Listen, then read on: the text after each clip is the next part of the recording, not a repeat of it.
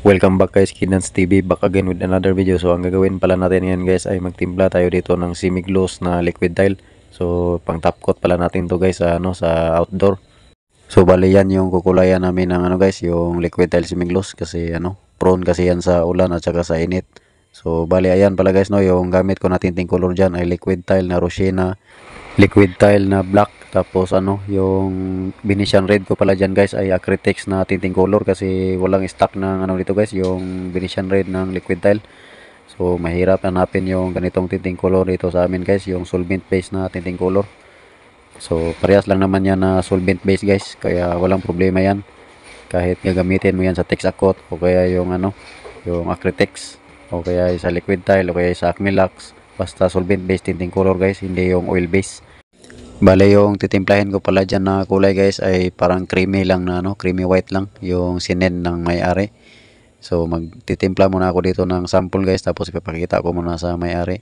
So bale yan yung ginagamit ko dyan guys So naglagay ako dyan ng Rosina, kunting-kunti lang yung black tapos red guys, para kumbaga pang toning lang naman. Kasi parang may pula kasi yung sinen sa akin ng may-ari guys, yung sample. So ito yung gagamitin ko na pang top coat guys yung liquid tile na semi-gloss kasi the best talaga to pang outdoor guys, design talaga to pang outdoor. Kahit prone sa ulan at saka sa init, lumalaban talaga tong pintura na to, pang matagalan talaga.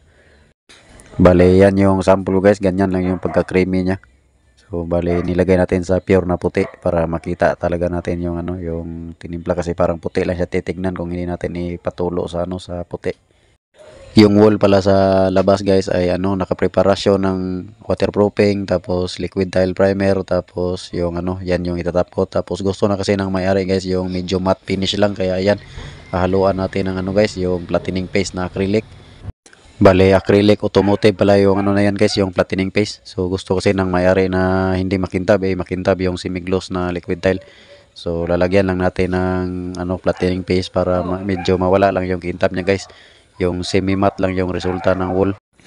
Wala kasi available dito sa amin yung solvent base na guys, yung flat. Kasi wala namang gumagamit niyan dito. Kasi kadalasan talaga dito mga top coat guys ay elastomeric lang yung ginagamit, o kaya yung semi-gloss or gloss latex. So kaya hinahapan ko lang siya ng paraan guys para medyo mag-matte.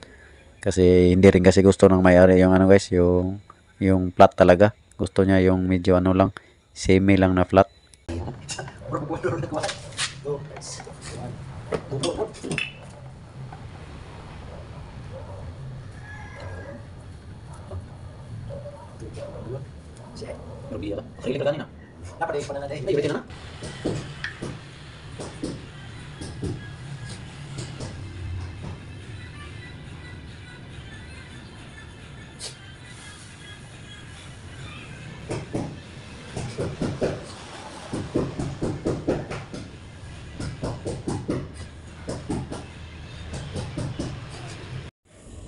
So kukulayan na natin yung wall guys kasi approve ng may-ari yung tinimpla natin na kulay na doon sa liquid tile semi-gloss, at saka yung pagka matte niya guys ay approve ng may-ari.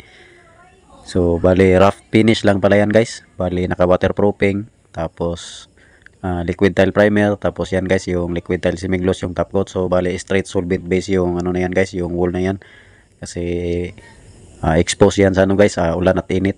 So wala kasing bubong na design yung building na to guys. Kaya ayan, ginamitan ko ng solvent base na guys, yung preparation at saka yung top coat. So the best talaga yung top coat na to guys kasi hindi makapenetrate yung tubig dito, at saka napakatagal na panahon pa guys bago tayo magre-repaint dito kasi mahirap mag-repaint dito guys. Kasi masikip yung yung pwesto, tapos mahirap maglagay ng scaffolding. Kaya ginamitan natin ng pinturang kumbaga pwede ka nang hindi ka na ulit magpipintura. Kasi napakatibay ng yan guys, yung solvent base na finish. Yan yung resulta ng kulay guys, yung pagka-creamy niya. Kaya nung sinend sa atin ng may-ari, kaya na-approve agad guys kasi kamukha nung yung sinend niya na picture. Medyo may kahirapan timplahin yung guys, yung picture lang yung isi-send, yung gagayahin mo na kulay. Kasi iba talaga yung yung may kulay ka na paggagayahan talaga gaya ng wall kasi makuha talaga yung yung kulay. Pero pagka picture lang guys ay medyo kamukha lang. Pero at least approve ng may-ari. So dalawang mano yung gagawin namin dyan guys, standard. Ang kagandahan ng flattening paste yung ihahalo guys ay hindi siya dumihin gaya ng ano kung ikumpara natin sa flat talaga. Kasi yung semi-gloss guys, pagka nilagyan mo ng flattening paste yan, hindi pa rin yung, hindi nawawala yung pagka ano niya guys, yung dulas niya. Kasi top coat siya. Kahit nilagyan natin ng flattening paste. Hindi kagaya no, kung halimbawa yung primer, yung liquid tile primer. So dumihin yun guys, pagka nahawakan yun ng medyo may dumi yung kamay, didikit yung dumi. So hindi kagaya nung ano yan guys, yung top coat na yan na semi-gloss na ginawa nating matte. Hinaluan natin ng flattening paste ay pagka hinawakan mo siya ay madulas siya guys. Nandun yung dulas niya kahit nawala yung kintab niya. Kaya hindi siya dumihin.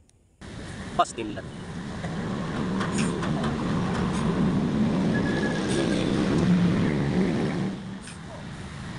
Ah.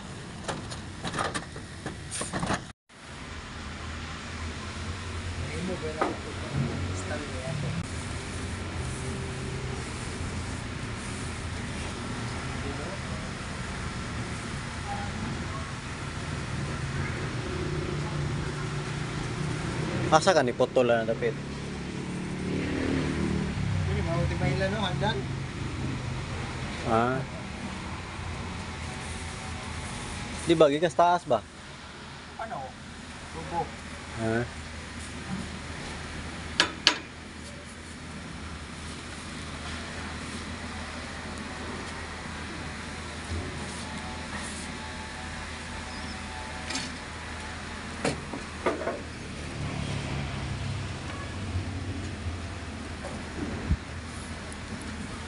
Pila na lang yan ni Brother Lalo mo para uniform sa tanawon layo ba? Likay rasa ng ilang bagong gipinising. Oh, kaya na. Oh.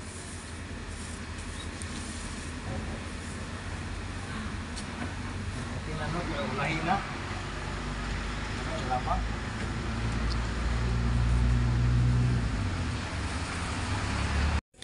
So ganun lang guys. Sana may idea kayong nakuha sa ating video ngayon. Maraming salamat sa panonood. Di rasa.